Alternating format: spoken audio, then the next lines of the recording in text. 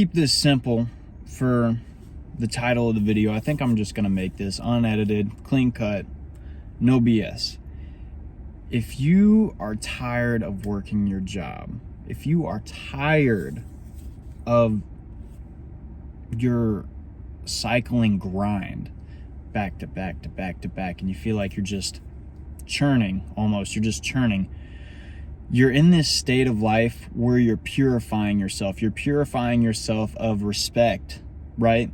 Respect over the things that you want and need, respect over the things that you plan to have in the future. So when you finally get these things, you're not going to disrespect them. When you get the things that you want, when you're driving, whether you want to drive a Mercedes, you want to drive a BMW, you want to drive a fucking Lambo, you want to drive a damn Maybach, whatever it may be, any of those things, and maybe not even just cars. Maybe you want to live in a big ass fucking house that's like $500,000, even upwards of $1 million or even more. When you have these things, you're going to learn to respect them and take your time to respect all of this stuff. It is entirely important to know how far your dollar can stretch. I only say this because everything that I have owned, I've worked for, but then again, I've learned to respect it. I've learned to respect these things that were given to me, because the moment that you do disrespect them and you don't have them, you learn that you don't feel like what's left there. What is left there? If you had everything stripped from you, what skill sets did you learn? What things did you learn about yourself? What things are you learning about yourself, and how much effort are you putting into these said things that if they were stripped away from you, what is left of you, right? You're learning who you are.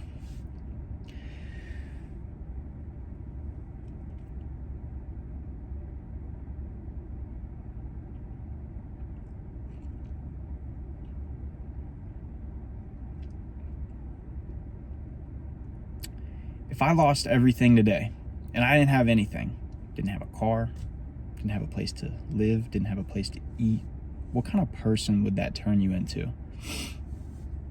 It's not all about the material, man. So that's why when I do go to buy a house, I'm going to live like I'm poor. Obviously, you're going to need a car. You need a car is an investment, no matter what anyone says. A car, a truck, whatever it may be, that is an investment to get you to and fro, 100%. They say they're liabilities, but what else are you going to do?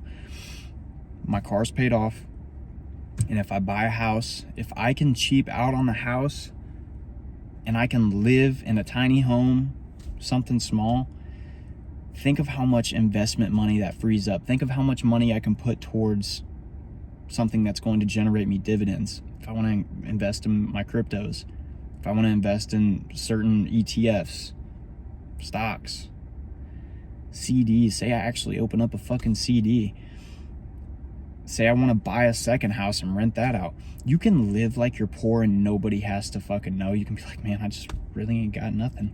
I have more tied up investments than I do in my fucking checking account and savings account, because that's how you should live. That's how you should live. Live like you're fucking broke. Like, dude, even this right here, fucking, I don't spend money on glasses or hats or none of that. Like, I for real live like I'm poor, and people wouldn't have a fucking clue how much money I have. It's all about perception, and honestly, it can be somewhat deception for people that do have money. Some people are tied up in fucking debt like you couldn't believe, up to the gills, dog.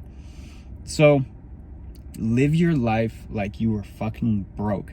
Live like you were broke, man, and when it's your time to cash out on your investments and the things that have compounded over time, you ain't got to live like you're broke anymore. So those tendencies will show up once you start living like that, but you'll have so much more respect for those things. So anyways, I love y'all. We'll see you in another one.